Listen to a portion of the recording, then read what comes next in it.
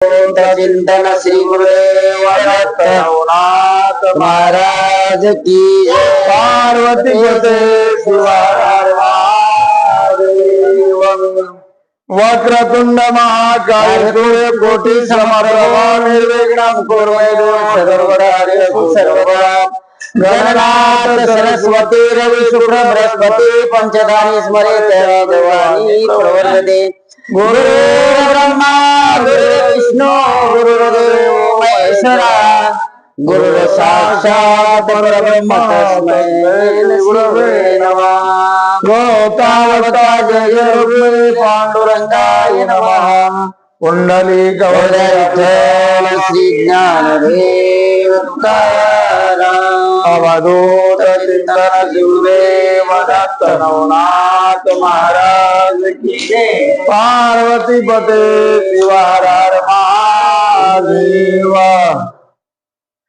श्री गणेशाय नमः। श्री सद्गुरु नवनाथाय नमः। जय जयाजी क्षीराब्दी वासा शेषशाही कमळ हंसा नभोद्भव शोभा कमळ भासा सुख विलासा रमेशा। हे करुणानिधी दयावंता निधभो बंधो दीननाथा पुढे रसाळ कवित्व कथा बोली की रसनेसी मागील अध्यायी रसाळ कथना की बारा मल्हार पवित्र स्थाना ते अष्टदैवत पिशाच मिळून युद्ध केले नाथाशी।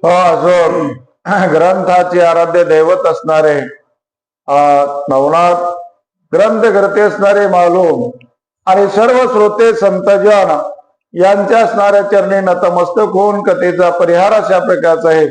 आपण रात्रीच्या अध्यायामध्ये स्वतः मच्छनाथ हे बारा मल्हाराच्या या तीर्थक्षेत्राच्या ठिकाणी गेल्यात आणि तिथं जाऊन त्यांनी असणाऱ्या भूताला प्रसन्न करून घेतला आणि त्यांच्याकडूनही असणारे काही वर असणारे घेतलेले आहेत। कारण का कोणाच्याही कष्टामध्ये दुःखामध्ये जो कोणी असणारा नाथपंथाच्या ठिकाणचा भक्त असेल या भक्तांना त्रास तुमच्याकडून होऊ नये असं वरदान त्यांच्याकडून घेतला।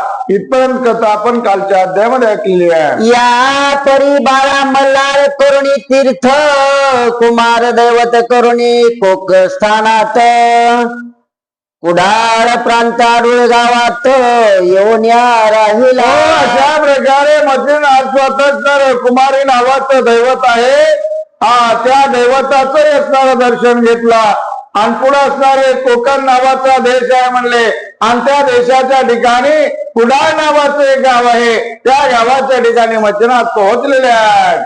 तो ग्रामाबाहेर दुर्गालयी मा कालिका दैवत आहे तयाचे दर्शनालवला आहे मच्छिंद्रनाथ पै गेला। त्याच असणाऱ्या ठिकाणी म्हणले एक मोठं असणारे कालिका अस्त्र जे महादेवाच्या हातातलं त्या कालिका देवीच असणाऱ्या मंदिर आहे आणि त्याच्या ठिकाणी नाथ मच्छिंद्र असणाऱ्या दर्शनासाठी गेलेत म्हणतात।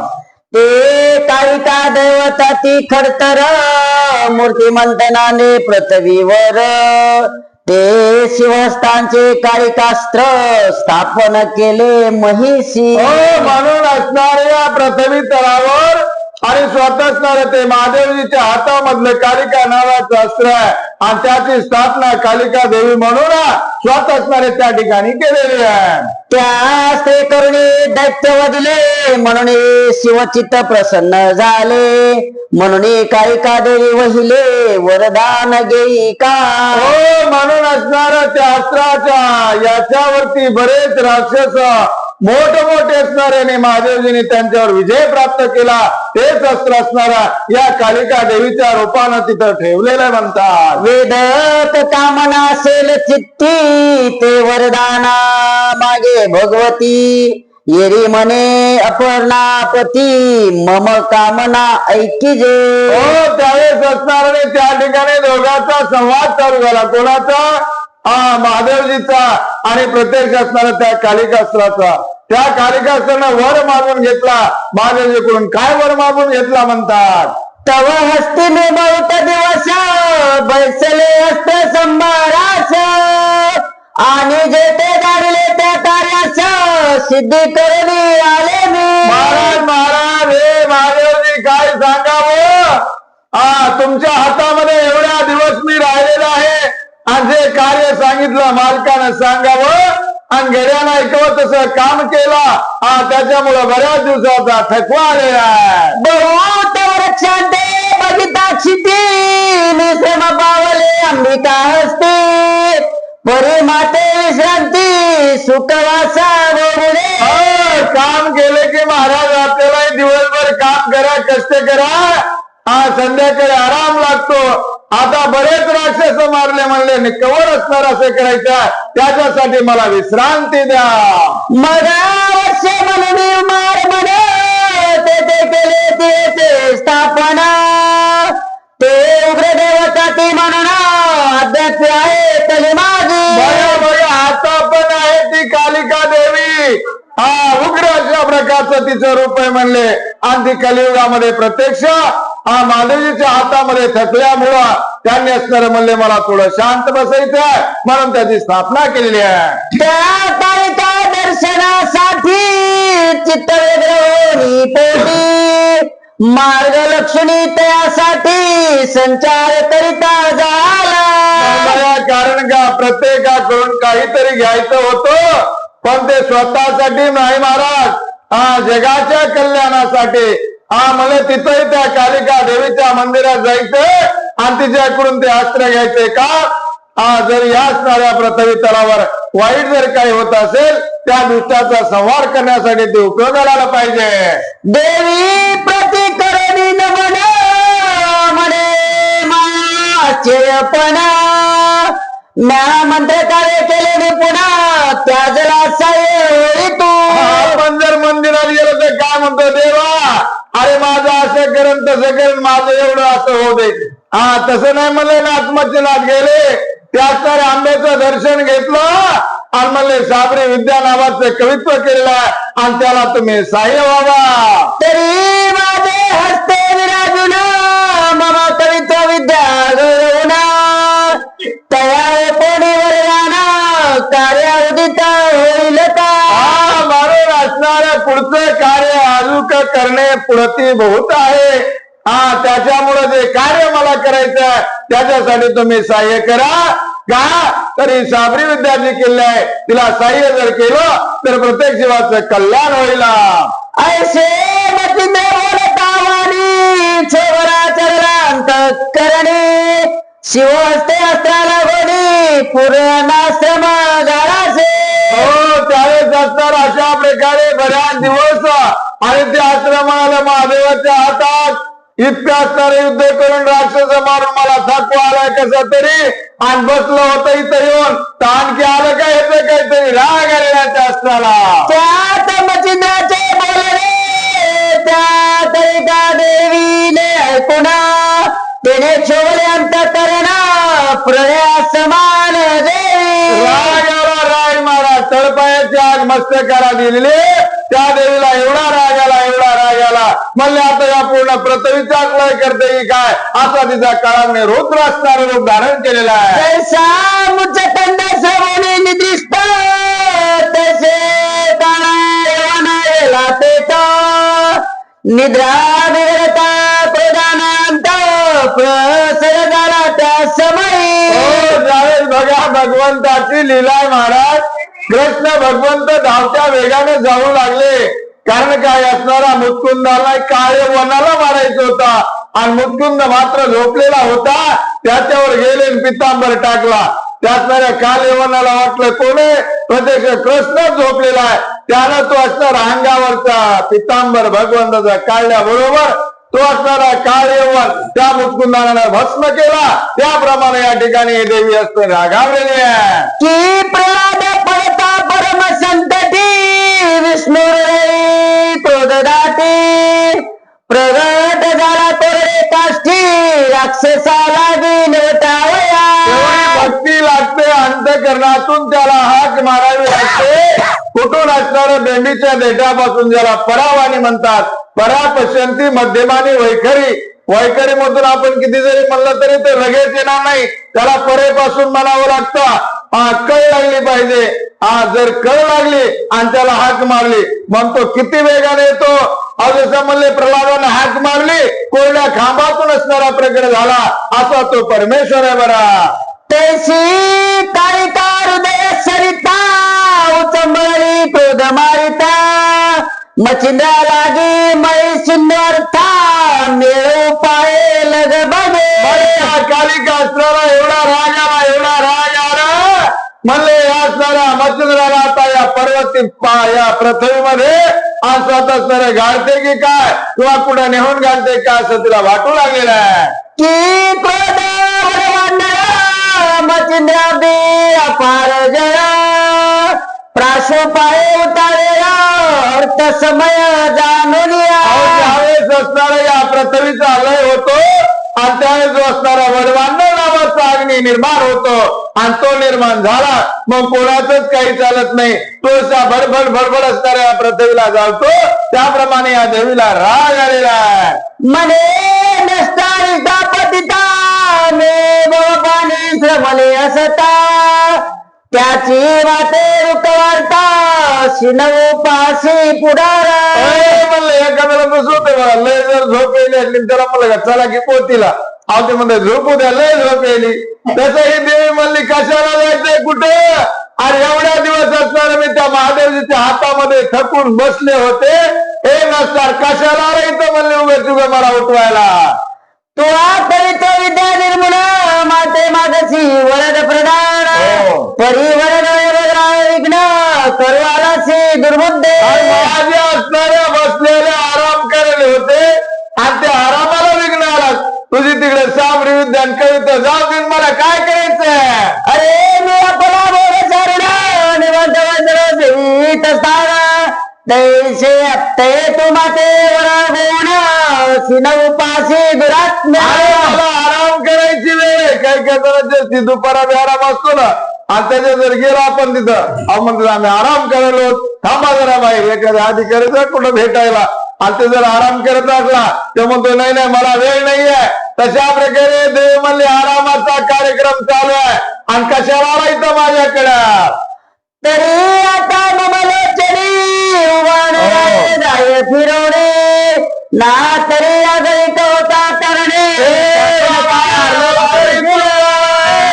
आणि माझ्या डोळ्यातला अग्नी जर बाहेर निघाला जळून खाक झाल्याशिवाय राहणार नाही. मी शिव करीचे असते तव करी राहीन काय विचित्र की करी कोण्या नरोटी पात्र भिक्षा मागे श्रीमंत. एखाद्या श्रीमंताला भीक मागायची गरज पडत असती का. राज्याची कांता काय भीक मागे.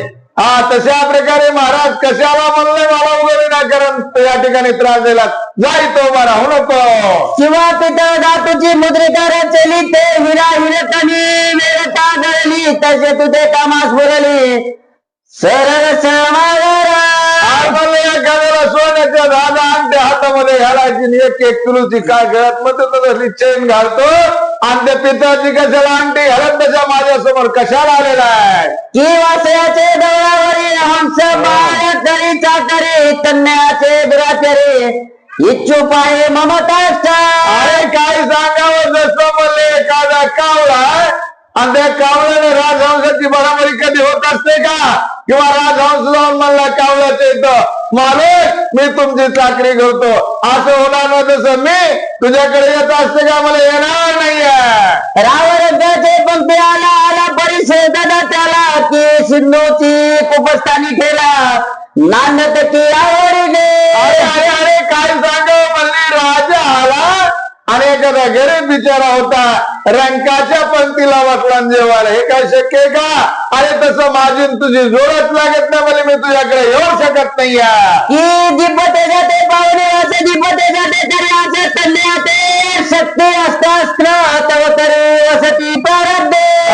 कारण का तुझ्या हातामध्ये येणार नाही दोन दिवे दोन वाती बाजूला बघा एक केल्यावर एक होतात तसं माझं तुझं जमणारच नाही म्हणली पटणारच नाही तर कशाला येऊ. आला विचारिता पंडित पण ते आजार रक्षका पुसेल पोटून तन्याते मूर्खा जाणं आला से त्याने घरात मूर्खा दुरात कशाला इथं आलात. अरे गादा म्हणले मोठा राजेंद्र शेर रागणारला कशाला विचारेल बाबा. तशा प्रकारे तू इथं आला आणि मला शिनवू लागलेला आहे. प्रतापी विनता सुत चिल चिले चिलीट होणे मस्त ते अशी समजता तरी पाहत तेरी ते त्यालासी. अरे अरे काय सांगावं, हा गरुड आहे ना गरुड, गरुडाच्या समोर मला एक चिलट गेला आणि म्हणलं मी या गरुडाला मारणार आहे. आता असं होतं का होणार नाही, त्याप्रमाणे माझं तुझा काही मेळ लागणार नाहीये. अरे मी देवा रुद्र तरी असता तरी वसू हे काय होता तिथे काही शंका बोलता वाटली नाही दुरात्मया. आता विचारही केला नाही तर तुला लाजही वाटली नाही. अरे मी महादेवाच्या हातातला अस्त्र आणि तुझ्या भूतासारख्या मला दिसायला असा आणि तुझ्या हातात येत असते का मी बरं. तरी असो आता त्याचे येतोनी जायला ती मुखाच ना तरी जीवित्वा पायसी नाश पतंग दीपास देवी. जशा प्रकारे पतंगानं दिव्यावर झेप घालावी आणि त्याचा जसा देहांत व्हावा तसं होईल. म्हणजे जा लवकर माझ्या समोर उभा राहू नको. या उपरी मस्जिदेमध्ये देवी पाठ कांब्याचे दिवा दीपासवी परितसे नव्हे माझे ठाई प्रताप पाही तरी आता. म्हणलं तर दाखवच लागेल, कारण का चमत्काराशिवाय कोणी नमस्कार घालत नाही किंवा लकडी शिवाय म्हणले मकडी वाटणीला तसं तुला बघावं लागेल म्हणले. आता दीपासारखा मी नाही दाखवतो म्हणले बघ.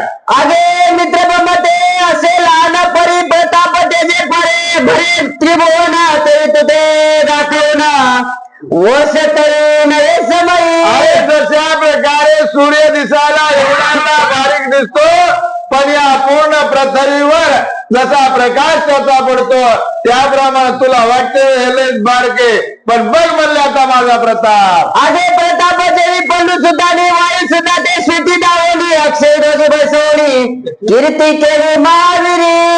जशा प्रकारे म्हणले बघा आणि स्वतः असणारे हनुमंत हा श्रेष्ठ आहे. सर्व असणारे याच्यामध्ये श्रेष्ठ असणारे हनुमानजी पण ते असणारे अर्जुनाने काय केलं महाराज, हनुमंताला आपल्या ध्वजावर बसवला. असे एका तरी ते असतात त्याच्यामुळे कधी कोणाला कमी समजू नये. की अरुण मित्रा पुढी जोड तेव्हा तेवी तू ते गावीने चाड तरी दत्तपुत्र मी कोण जगी मिळविन वेगळे. आता तुला दाखवून म्हणले मी कोणाचा असणारा शिष्य आहे आणि स्वतः असणारा दत्त गुरुचा मी असणारा शिष्य आहे. तुला दाखवतो म्हणले बघ आता मोठ्या. देवी म्हणे ग्रस्ता परियशी कान पाळणी तू आलाशी तू त्याने बयाते मध्ये जायची बरी मीना. मला वाटेल तुला लय कान फाडले देन कर्ण मुद्रिका घातल्या देन लय असणाऱ्या बघ विकांत घातली म्हणून तुला वाटायला लय मोठा आहे. माझ्या पुढे तुझं काही चालणार ना असं देवी बोलते. हाती घेऊन करताना शेंडोळ आलाची बाई चर्चना परिविना भीत त्याने सरसर परत आहे लवकर माघारी जा. कपाळाला काय शेंदूर लावलास आणि कान काय फाडले असा एवढा असणारा जो घेतलास म्हणून मला काय भीती दाखवायलाच का आणि कुणाच्याच बापाला भेट नाही अशी देवी आहे. अरे तुझी उत्पत्ती माझा ठाऊक जीवर जाण तुला जनक तरी तो मत्स्य मीन धरणी तो तुझे निवान तरी बावदार. असं माहिती पाहिजे महाराज. बरोबर हे एक माहिती असली की बरोबर माहिती असते कुणाला कुठे कसं गाठायचं. ते म्हणले देवी यार मला का माहित नाही का तुझा बाप ते मासे धरणारा कोळी आजा तिकडे ते असणाऱ्या तेच मासे धरीत बस इकडे कशाला तुझा धंदा तिकडे कर. तरी तुझा विद्याने पुन्हा काय सावावी दरिद्र्या कारण की अंध्याचे जन्माची लावण्या सर्वता उपयोगी दिसेना. अरे अरे मुली काय उपयोगाला नाही विनाकारण म्हणले आंधळ्यापाशी बहिरे गेलं काय म्हणत तशी अवस्था म्हणली तुझी आणि तुला वाटायला माझं लयच असेल तसे माझ्या पुढे चालणार नाही बाकीच्या पुढे चालला असेल. की बहुरूपी मेरी शुरपणा तरी की बहुरूपी मेरी शुरपणा तरी ते खेळा पुरते मी पुन्हा ते बिंद आपलं दोन राणी कशी असते खेळापुरती ते खरेच असतात का बहुरूपी म्हणजे हे वेश धारण करणारे आपल्याकडे तुझा राहिलेले रे ते काय खरा 3 इन्स्पेक्टर असतो का हातात खिशात पिस्तूल बदल्या बात असं नसतं महाराज. तसं माझ्या पुढे तुझं काही चालणार नाहीये. अरे माते दारेशी उग्र रूप दाबिका माझे मनाचे माप पाप मना माझी मेटा. तुझं असणार म्हणले आता वेळ आणि काळच जवळ आलाय असं मला वाटेल. असे देवी असणार आणि मच्छिनाथाला असणार अपशब्दानं बोलू लागलेली आहे. कुठे वाटेल मी महातोर मी वर्ष गेली बुते समग्र त्याचा नोय हा व्यवहार शिवास्त्र मिळाचे ना. वाटायला का म्हणले लय काल भूत प्रसन्न करून घेतले म्हणजे लयच मोठा झालोय आणि मी महादेवाच्या हातातला आश्रय म्हणजे ते भूतासारखं माझ्या पुढे चालणार नाहीये. उगवली दृष्टी करीने वापडी पाडीच्या उद्यानांनी तेथे मशकात प्रौढी किंमत व्यर्थ मिळावी. बघा साधं मशक म्हणजे म्हणले तुला मी चिंता सारखं समजते. अरे हा जो स्वर्ग मृत्यू आणि हिरकिव स्वर्ग सप्तपाता हे जे पृथ्वी सगळं एका क्षणामध्ये उलट पालट करण्याची ताकद माझ्याकडे का. मी कालिकास्त्र महादेवाच्या हातातला आगा मशका धरता आली बरे तरी का पडेल मंदराचर तरी तू माते गुंगरडे केवळ निज दृष्टी आवासिनी. म्हणून असणार जशा प्रकारे अरे एखाद्या मस्कानं जावा आणि त्यानं मला मी मेरू मंदार पर्वताला धडक देणार आहे आणि तो पर्वतच भोगा करणार आहे. असं तसं शक्य असतं का. तसं तुझ्याच्यानं मला काय होणार नाहीये. मचिद म्हणे देवी एका बहिणी वावड्या मांडीला मशका परिणामी पाताळ लोक निज दृष्टी डावीला.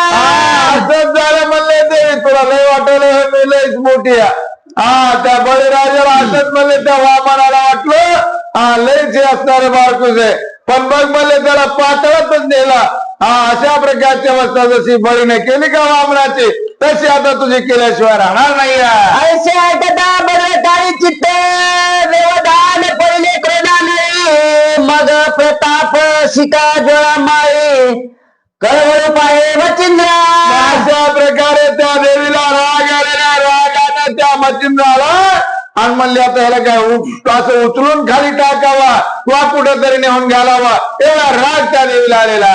मग परम क्रोधे त्याची बोलता म्हणे कवन प्रताप आहे तू ते तो मग गावे मशका येते वामन कृते बळी. जसं म्हणले त्या वामनाकडे बळीकडे प्रताप होता का तसा तुझ्याकडे काय रे प्रताप अर्धा का मला लवकर. मचिद म्हणे बहु युद्धाशी मिळेलाशी शिवकार्याशी ते मजदारी परीक्षा घेईन मी तुझी. त्यावेळेस असणार बघायचं कसं असतं समान जर आपण म्हणतो मेलेल्यावर हातर कशाला करायचे भांडण जर करायचं असलं तर सारखे असणारे वीर असले पाहिजेत. तो असणारा मजदार म्हणतो बरं तू लयच महादेवाच्या हातात काम करून करून थकलीस ना तुझा काय प्रताप आहे दाखव मला. आगा तरू आला दगडे कुंडीच्या परी वाट शेते उचंबळता तेवी तुते तोची पंथ आज दृष्टी पडली ती. म्हणले काय सांगावं म्हटलं म्हणले एखादा तरुण म्हणजे झाले लयच मोठं वाढले पण त्याला गर्व होतो माझ्यासारखं वाढणारे कोणीच नाही बा. जसं वाऱ्याचा हा बाडा वाटला की मोडून पडतोय का माहित आहे का म्हणले तुला तसं आता तुझी गती होणार आहे. आगे बहु जिंकले सबरांधणे अभिमान त्यांनी प्रारब्ध योगे करुणे छिन्न भिन्न होईल तो. अभिमान राहणार नाही. कसं का असतं महाराज कुठल्याही गोष्टीमध्ये तिळ मात्र जरी होय अभिमान मेरू पर्वताहुनी भारदेवा अशा प्रकारचा तुला अभिमान झालाय. कशाचा मी लयच महादेवाच्या हातातलं शस्त्र मी लयच राक्षस मारले तर असा जो गर्व अभिमान झालेला ना त्याचा आता छेदन होणार आहे. ऐशा ऐकता बरे काही देती झाली शिवार होता अंतराळे ब्रह्मांड ते उजळले. साऱ्या कालिका देवीनं मोठ्या नारळ दिल्याबरोबर या साऱ्या पूर्ण ब्रह्मांडाच्या कंठाळ्यात उघडल्याबरोबर शब्द तरी त्याचा टकी क्षेत्र विजयांचा कर्कराट की अनंत उडक उदयांत महिला गे मिळवला. अशा प्रकारे पूर्ण या पृथ्वीवर हजारो विजा एक खड असणाऱ्या कडकड कडकड आवाज व्हावा. तसा जसा त्याचा आवाज आहे तसा या देवीचा आवाज झाला. पूर्ण ब्रह्मांडामध्ये नाद घुमू लागला. ते बरे काही अस्त्र पूर्ण असते अस्त्र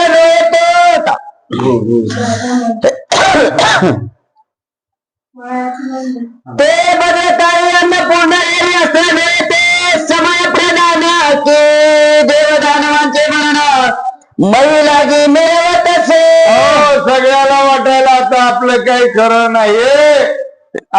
पृथ्वीवरले घाबरले, मधले घाबरले, वरचे घाबरले, देव दानव राक्षस किन्नर मानव सगळ्याला भीती झाली का म्हणले देवीला लय राग आलेला. आता काय होता ते अस्त्र नये बोलता वाणी की प्रळयीची उदित अग्नी सकळ शांतवणी शून्य वदनी बक्षुराये पंचभूता.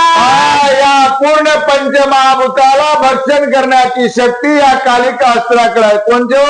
प्रथमी आग तेज वायू आणि आकाश म्हणजे या पूर्ण ब्रह्मांडालाच गिरती का काय बाया एवढं असणारं सगळ्यांना वाटू लागलेलं आहे. ऐशी ते सकळ पूर्ण की वासव शक्ती बघली दारण पाती झाले म्हणा देत पूजने मिळवणी. मग अशा प्रकारे म्हणले बघा रात्री कोणावर सोडली होती? मच्छराताने सोडली होती ना वासव शक्ती 8 जणांवर. तशी म्हणले ही वासव शक्तीची बहीण आहे. असं एक कालिका नावाचं अस्त्र आहे. आणि म्हणले आता हे काय करता येईल काय नाही सगळ्या देवांना दानवांना मानवांना ऋषींना असणाऱ्या घाबरा झालेला आहे. जेव्हा शब्द करिता ते चाट कचोली पडती गी कपाट वनचर पळताना मिळ वाट ठाई ठाई दरारती. सगळे असणारे पशु पक्षी वनचर त्या आवाजानं पडू लागले, त्या हाकेनं पडू लागले, पर्वताचे कडे खचून पडू लागले. एवढा आवाज होता मला. केवढा आवाज असेल बघा तो. अष्ट दिग्पाळ परम हरवले शब्द तुम्हाला ते तरतराट तापे केवळ मै लागी मिळवत असे. या अष्टदिक्पाळांनी अष्टदिग्गजांनी या दिग्बाणी या पृथ्वीला आधार दिलाय. ते घाबर